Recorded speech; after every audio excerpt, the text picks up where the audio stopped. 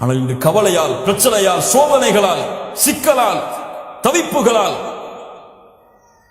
இடப்பட்டிருக்கிறது அந்த வாழ்க்கையே. அல்லாஹ் ரப்புல் ஆலமீன் அவனுடைய மார்க்கத்திலே சில முறைகளை அல்லாஹ் கொடுத்திருக்கிறான். கணவன் ஒரு பெண்ணுக்கு மிக நெருக்கமானவராக இருக்க வேண்டும்.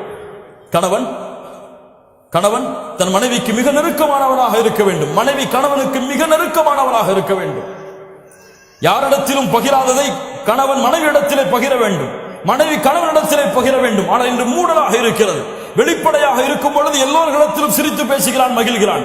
இவனை போன்று சிறந்தவன் இல்லை என்று காட்சி அளிக்கிறான். குடும்ப வாழ்க்கையிலே சென்று பார்த்தால் மனைவியை துன்புறுத்துகிறான், அடிக்கிறான், கோபப்படுகிறான், உண்மையான தன்மைகள் அனைத்தையும் வெளிப்படுத்துகிறான். அவன் சிறந்தவன் அல்ல. வெளிப்படையில் சிரிப்பு, உள்ளே சென்றால் கோபம். எல்லோரிடத்திலும் எதை வேண்டுமானாலும் விட்டுக் கொடுப்பான், மனைவியிடத்தில் விட்டுக் கொடுக்க மாட்டான். ஒரு பிளைட்டிலே செல்லுகிறான். செல்லும் பொழுது ஏர் ஹோஸ்டர் வருகிறாள். ஒரு பெண் ஒரு டீயை தவறுதலாக அவனுடைய ஆடையில் கொட்டி விடுகிறாள். என்ன சொல்லுவான்? நோ இஷ்யூ, நோ இஷ்யூ, பிரச்சனைகள் 40. அதே அவனுடைய வீட்டில் அவனுடைய மனைவி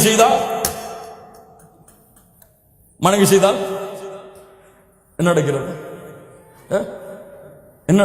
வேணும் நீ செஞ்சிட்டியா? இதுக்குத்தான் நீ பிளான் பண்ணி டீயை போட்டியா? அதுவும் கொதிக்க போட்டிருக்கிய. லா இலாஹ இல்லல்லாஹ். என்ன நடக்கிறது கண்ணியத்துக்குரியவர்களே? அல்லாஹ் ரப்புல் ஆலமீன் நம்மை பாதுகாப்பானாக. சுருக்கமாக, ஒரு கணவனுடைய கடமை மனைவியின் மீது என்ன? ஒரு மகிழ்ச்சியான வாழ்க்கை அமைக்கப்பட வேண்டும் என்றால் எது ஒரு கணவனுக்கு தேவை? முதலாவது, திருமணம் முடித்து கொடுக்கப்பட்டால் அந்த மனைவி யார் என்பதை முதலில் அறிந்து கொள். யார் அந்த மனைவி? அந்த பெண் யார்? அந்த பெண்ணுடைய தன்மை என்ன? அந்த பெண்ணுடைய நன்மை என்ன? அந்த பெண்ணிடத்தில் இருக்கக்கூடிய தீமை என்ன? அந்த பெண்ணுடைய நல்ல குணம் என்ன, கெட்ட குணம் என்ன? அந்த பெண் எதை விரும்புவாள், எதை விரும்ப மாட்டாள்? முதலில் அதை அறிந்து கொள். அதை படி. அந்த பெண்ணோடு வாழ்ந்து அதை படி. அதை படிக்காமல் நீ ஒரு கற்பனையை செய்து கொண்டு இதுபோல் தான் என் மனைவி இருக்க வேண்டும் என்று நினைக்காது. உலகத்தில் யாருக்கும் அல்லாஹ் ரப்புல் ஆலமீன், அல்லாஹ் நாடியவர்களை தவிர. யோசித்து பாருங்கள் மூமின்களை.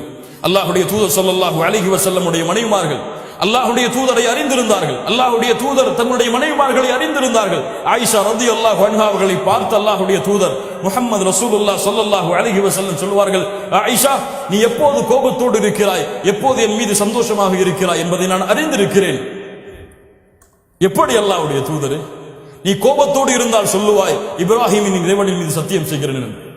நீ சந்தோஷத்தோடு இருந்தால் சொல்லுவாய் முஹம்மதின் இறைவனின் மீது சத்தியம் செய்கிறேன் என்று. லா இலாஹ இல்லல்லாஹ். மனைவி அறிந்திருந்த கணவன் யார் உதாரணம் வேண்டும் இதைவிட?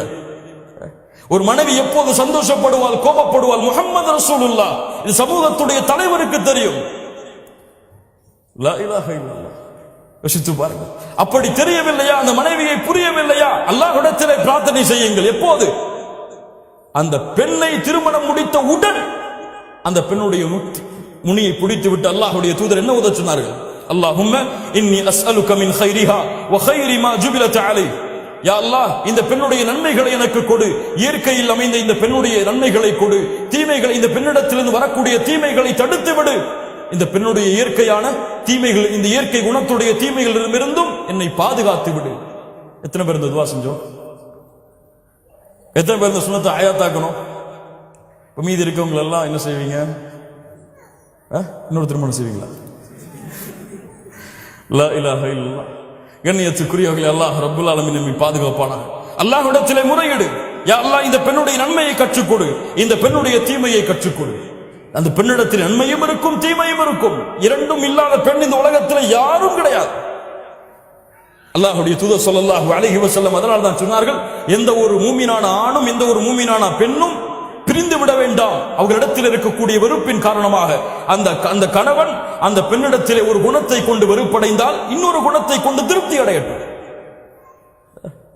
உன் மனைவி உன் மீது கோபப்படுகிறாளா, உன்னை சரியான முறையில் கவனிக்கிறாளே, அதை நினைத்து திருப்தி அடை.